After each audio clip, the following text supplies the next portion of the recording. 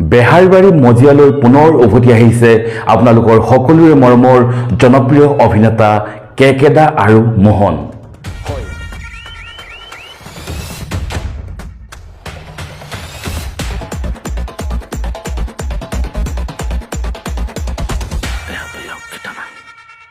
হয়, আপোনালোকে ঠিকেই শুনিছে, কেকে মোহন ঘূৰি আহিছে বেহাৰবাৰীৰ আউটপোষ্টৰ ধাৰাবাহিকলৈ।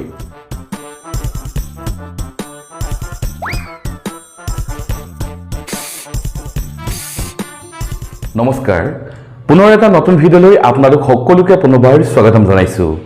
ৰেঙনি টিভিত সম্প্ৰচাৰিত হৈ থকা এখন দীঘলীয়া ধাৰাবাহিক হৈছে বেহাৰবাৰী আউটপোষ্ট। বেহাৰবাৰী আউটপোষ্ট ধাৰাবাহিকখন আমি সকলোৱে চাই খুব ভাল পাওঁ, নহয় জানো? বেহাৰবাৰী আউটপোষ্টত অভিনয় কৰা জনপ্ৰিয় অভিনেতা কেকেদা আৰু মোহনৰ অভিনয় আমি সকলোৱে ভাল পাওঁ। কিন্তু আপোনালোকে হয়তো বহুদিনৰ পৰা কেকেদা আৰু মোহনক বেহাৰবাৰী আউটপোষ্টত আপোনালোকে দেখা পোৱা নাছিলে।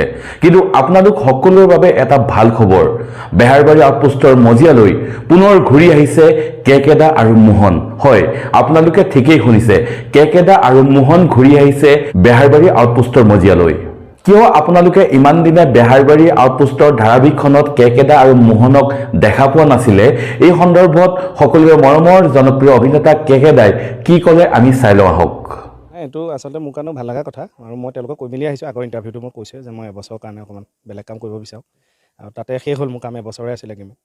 তেওঁলোকৰ লগত যোগাযোগ হ'ল আকৌ, এইখনতো একে আৰম্ভণিৰ পৰা যিহেতু মই থকাই একে জন্মৰ পৰা, গতিকে আকৌ ইয়াত আৰম্ভ কৰিছোঁ। জানুৱাৰী মানৰ পৰা শ্বুটিং কৰিম, এতিয়া প্ৰম'বোৰ শ্বুট কৰিলোঁ। আৰু এইটো মানে সুবিধাতে যে অসমবাসী ৰাইজক আগন্তুক ইংৰাজী নৱবৰ্ষৰ চেনেলৰ জৰিয়তে মই ওলগ জনালোঁ, সকলো ভালে থাকক, সুস্থ থাকক, হাঁহি থাকক। Thank U. জানুৱাৰী শেষৰ ফালৰ পৰা চাগে ওলাম আৰু হয়তো মোহন আগতে ওলাব, মই অকণমান দেৰি হ'ব চাগে। ভাল পাইছে মানুহে, আৰু মানুহৰ কাৰণে আহিছোঁ, কাৰণ মানুহখিনি ওলাই যাওঁতে এতিয়া আমি ভিতৰি কি পাতিছিলোঁ তেওঁলোকে নাজানেতো, বাহিৰৰ মানুহখিনি এটা হৈছে এটা কৰিছে আৰু কিন্তু এতিয়া ওলাই আহোঁতে সেই মানুহখিনি বিভিন্ন মেছেজ চবৰ ষ্টেটাছ দেখিছোঁ, টেগ কৰি দিছে। মোৰ বিৰাট ভাল লাগিছে, আৰু এটা ক'ৰবাত হ'লেও এটা আশীৰ্বাদটো ভাল লাগে। সকলোকে ধন্যবাদ, বেয়া পাই নাথাকিব, আমাৰ কামবোৰ চাব, বেহাৰবাৰী আউটপোষ্টটো চাব, চিনেমা টিনেমাও চাব, সকলোকে ধন্যবাদ।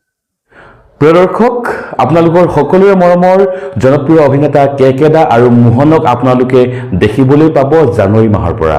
যিসকলে বেহাৰবাৰী ধাৰাবাহিকখন চাই ভাল পাইছিলে তেওঁলোকৰ কাৰণে সঁচাকৈ এটা ভাল খবৰ, কিয়নো কেকেদা মোহন নথকাৰ কাৰণে হয়তো বহুতে বেহাৰবাৰী চাবলৈ বাদ দিছিল।